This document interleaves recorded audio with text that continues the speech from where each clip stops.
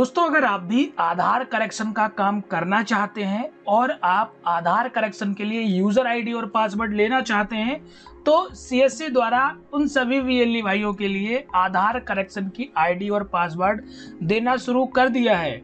लेकिन सबसे पहले आपको इसके लिए अपना रजिस्ट्रेशन करना होता है, तभी आपको आधार करेक्शन की आईडी और पासवर्ड मिलती है। तो दोस्तों, आपको इसके लिए आवेदन कैसे करना है और कितने दिन में आपको इस प्रकार से यूजर आईडी और पासवर्ड मिलेगा, उसकी जानकारी हम आपको इस वीडियो के माध्यम से देने वाले हैं। तो पूरी जानकारी के लिए वीडियो में अंत तक बने रहिए। चलिए वीडियो को शुरू कर लेते हैं। तो आपको सीएससी यूसीएल करेक्शन करने के लिए जो आईडी पासवर्ड मिलेगा, उसके लिए सबसे पहले आपको रजिस्ट्रेशन करना होगा। रजिस्ट्रेशन करने के लिए आप आ जाइए इस प्रकार से, देखिए गूगल खोल लीजिए अपने मोबाइल या कंप्यूटर में और यहाँ पर आपको सर्च करना है सीएससी यूसीएल रजिस्ट्रेशन। क्लिक करते ही आप देखेंगे आपके सामने इस प्रकार से पहला वेबसाइट आएगा। आपको ध्यान देना है, यहाँ पर देखिए लिखा हुआ है eseva.csccloud.in। इसी वेबसाइट को आपको खोलना है, नहीं तो आप किसी फर्जी वेबसाइट पर चले जाएंगे। दोस्तों, यहाँ पर आपको लाभ लेने के लिए किसी भी प्रकार का कोई भी भुगतान नहीं करना है, किसी को पैसा नहीं देना है। तो चलिए यहाँ पर हम क्या करते हैं, इस पे क्लिक कर लेते हैं। क्लिक करते ही आप देखेंगे सबसे पहले इस प्रकार से पेज आएगा और ये बोलेगा अगर आप एक सीएससी वीएलई है तो यहाँ पर डिजिटल सेवा कनेक्ट पे क्लिक करिए, क्योंकि इसका जो लाभ है वो डिजिटल सेवा जो कनेक्ट करके वीएलई ही उठा सकता है। तो दोस्तों, यहाँ पर आपको अपना सीएससी आईडी और पासवर्ड डालना होगा। इसके बाद एक कैप्चा भरना होगा और फिर साइन इन करना होगा। साइन इन करने से पहले एक बात और बता दूं कि अगर आप बीसी पॉइंट चलाते हैं, यानी आप बैंक मित्र हैं, तभी आप यहाँ रजिस्ट्रेशन कर पाएंगे। अगर आप बीसी पॉइंट नहीं चलाते हैं, आपको बैंक मित्र नहीं मिला हुआ है, तो आपकी आईडी पर रजिस्ट्रेशन का पेज नहीं खुलेगा। तो चलिए हम क्या करते हैं, आपको साइन इन करते हैं और रजिस्ट्रेशन की प्रक्रिया बताते हैं। साइन इन करते ही आप देखेंगे तो आपके सामने इस प्रकार से पेज आएगा, जहां पर आपकी सीएससी आईडी और मेल आईडी लिखी होगी। यहाँ पर आपको कुछ नहीं करना है। यहाँ पे देखिए आपको सीधा सा लिखा होगा प्रोसीड, तो आपको ऊपर प्रोसीड के बटन पे ही क्लिक करना होता है। तो चलिए हम यहाँ देख लेते हैं और फिर हमें यहाँ पर क्या करना है, प्रोसीड के बटन पर क्लिक कर देना है। तो देखिए जैसे ही आप प्रोसीड के बटन पे क्लिक करेंगे आवेदन फॉर्म खुल जाएगा। देखिए जैसे ही आवेदन फॉर्म खुल जाता है तो अब आपको इस आवेदन फॉर्म में कुछ बेसिक जानकारी भरनी है। सबसे पहले बीएलई का नाम आएगा, यहाँ पर नाम डाल देना है। नाम के नीचे देखिए आपकी सीएससी आईडी भरी होगी। जो जानकारी पहले से भरी है वो नहीं भरनी है, जो यहाँ पर जिन पर स्टार मार्क है और जो खाली है वो कंपलसरी भरना है। उसके बाद देखिए आपको किस बैंक से बीसी कोड मिला हुआ है, वो बीसी कोड आपको यहाँ पर भरना है। उसके बाद देखिए उस बैंक का नाम भरना है जिस बैंक से आपको बीसी कोड मिला हुआ है, तो यहाँ पर वो जानकारी आ जाएगी। उसके बाद देखिए स्टेट वेयर सीएससी लोकेटेड, किस स्टेट में आपका सीएससी है वो जानकारी यहाँ पर आएगी। तो ये जानकारी आपको यहाँ पर सिलेक्ट करनी है। तो मैं यहाँ पर अपना देखिए जो भी स्टेट है वो सिलेक्ट कर लेता हूँ। आपको इसी प्रकार से अपना स्टेट सिलेक्ट करना है। उसके बाद डिस्ट्रिक्ट आएगा कि किस डिस्ट्रिक्ट से आप आते हैं, तो यहाँ पर हम अपना डिस्ट्रिक्ट सिलेक्ट करते हैं। आपको अपना डिस्ट्रिक्ट सिलेक्ट करना है। उसके बाद देखिए यहाँ पर पिन कोड आएगा, किस क्या क्या पिन कोड आपका लगता है, तो यहाँ पर आसानी से आप अपना पिन कोड भर लेंगे। पिन कोड भरने के बाद देखिए आएंगे नीचे, और नीचे आने के बाद देखिए आपको बताना है कि सीएससी सेंटर का आपका कंप्लीट एड्रेस क्या है, तो यहाँ पर कंप्लीट एड्रेस डाल देंगे। कंप्लीट एड्रेस भरने के बाद नीचे आएंगे तो वीएलई का मोबाइल नंबर आएगा, तो आसानी से वीएलई मोबाइल नंबर अपना डाल देगा। नीचे वीएलई का ईमेल आईडी आएगा, तो सीएससी वीएलई को अपना ईमेल आईडी भरना होगा। यह जानकारी भरने के बाद वीएलई को नीचे आना होगा, और जैसे ही वीएलई नीचे आएगा तो अब बाकी की जानकारी भरी जाएगी, जिसमें देखिए आपके पास आधार का जो सुपरवाइजर या ऑपरेटर सर्टिफिकेट होता है वो आपको बताना है कि आपके पास है या नहीं। तो यहाँ पर आपको यस करना है, तभी आपको आधार का जो काम है वो मिलेगा।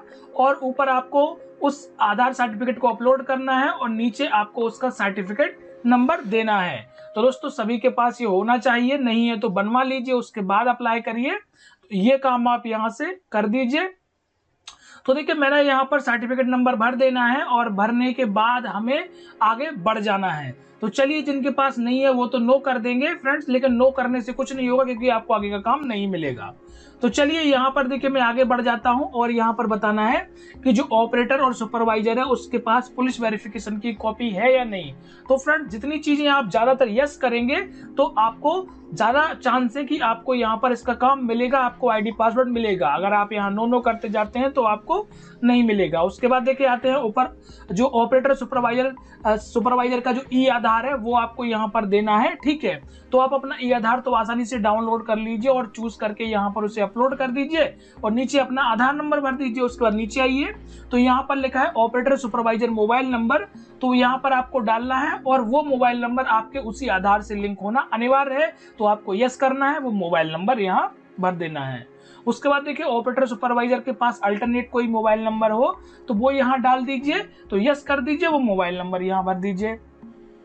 उसके बाद देखिए नीचे चले आना है और अगले ऑप्शन में मिलेगा आपको ऊपर ऑपरेटर सुपरवाइजर का ईमेल आईडी जो आधार कार्ड से लिंक होना चाहिए, तो वो आपको यहाँ भर देना है।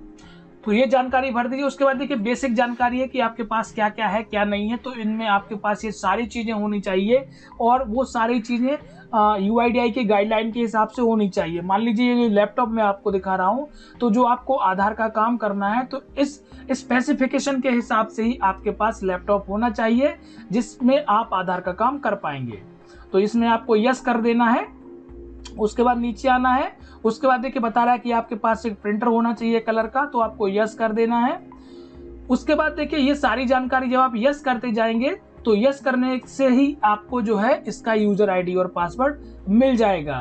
फ्रेंड्स कुछ लोग क्या है किसी के पास कोई चीज नहीं होगी तो वो नो कर देंगे, तो आपको ऐसा नहीं करना है। आपके पास अगर नहीं है तो आप यस कर दीजिए और यस करने से जब आपकी आईडी बन जाए तो तुरंत आप ले लीजिए। उसके बाद देखिए लिखा है सिंगल फिंगरप्रिंट डिवाइस, तो आप इसे भी यस कर दीजिए। इसके बाद आपके पास एक आइरिस स्कैनर है जो आपकी आंखों की रेटिना स्कैन करता है, तो इसे भी यस कर दीजिए। उसके बाद देखिए TFT मॉनिटर अवेलेबल होना चाहिए, आप यस कर दीजिए। GPS डिवाइस को भी यस कर दीजिए। उसके बाद देखिए लिखा है CSC सेंटर के पास स्पेस होना चाहिए जिसमें 5 सिटीजन बैठ सके, तो ये भी आपको यस करना है कि हाँ हमारे पास यह जो है मौजूद है, तो यस करना है और आपको उसके अंदर बाहर की फोटो जो है यहाँ पर अपलोड करनी है। तो देखिए पहले यस करेंगे, उसके बाद इनसाइड फोटो आ जाएगा, तो इनसाइड फोटो में इनसाइड फोटो और आउटसाइड फोटो में बाहर का फोटो अपलोड कर देंगे। फ्रेंड्स ये इसलिए है कि पता होना चाहिए कि आपके जो आधार सेंटर चलाना है उस पर जगह है या नहीं। उसके बाद देखिए इंटरनेट कनेक्टिविटी की बारी आएगी, तो आपको बताना है कि इंटरनेट कनेक्टिविटी है और फ्रेंड्स IP है तो दे दीजिए, नहीं तो इस IP को भी छोड़ दीजिए, कोई और यहाँ पर एक IP डाल दीजिए, क्योंकि फ्रेंड्स जिनके पास ये IP है स्टैटिक IP उन्हीं को ये काम मिल जाएगा। उसके बाद देखिए CCTV कैमरे का आपको बारे में बताना है कि हाँ CCTV कैमरा है और यहाँ पर उसका फोटो लेके यहाँ पर अपलोड कर देना है।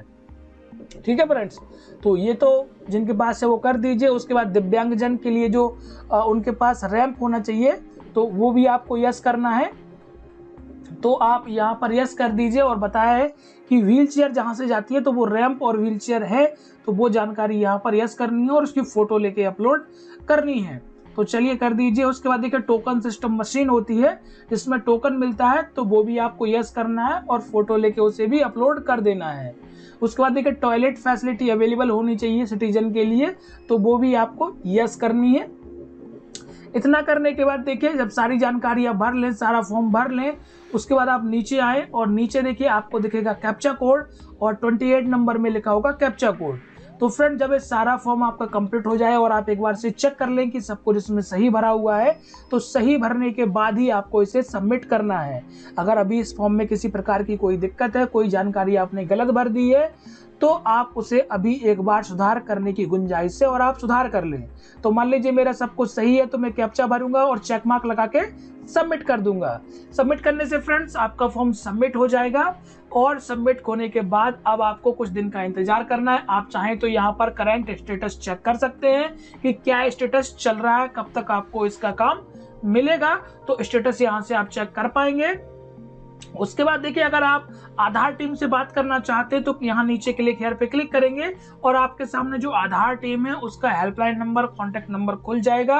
तो इनसे आप यहाँ से आसानी से बात कर लीजिए और इनसे पता लगा सकते हैं कि कब तक आपकी आईडी बनेगी, और इनसे अगर आपको आईडी पासवर्ड मिल गया है तो इनसे आप मशीन भी रजिस्टर्ड करा सकते हैं। तो इसलिए आपको ये हेल्पलाइन नंबर, कॉन्टैक्ट नंबर यहाँ पर दिए गए हैं। तो इस प्रकार से जब आपका रजिस्ट्रेशन कंप्लीट हो जाता है तो आपको कुछ दिनों का करना है इंतजार। लगभग 15 से 20 दिन के बाद इस प्रकार से आपको मेल दिखाई देगा और मेल में आपको अपना क्रेडेंशियल जो आईडी होता है, जो ऑपरेटर आईडी होता है, वो आपको यहाँ देखने को मिल जाता है और इसकी मदद से फिर आप UCL सॉफ्टवेयर के अंदर लॉगिन कर सकते हैं और वहां से करेक्शन का काम कर सकते हैं।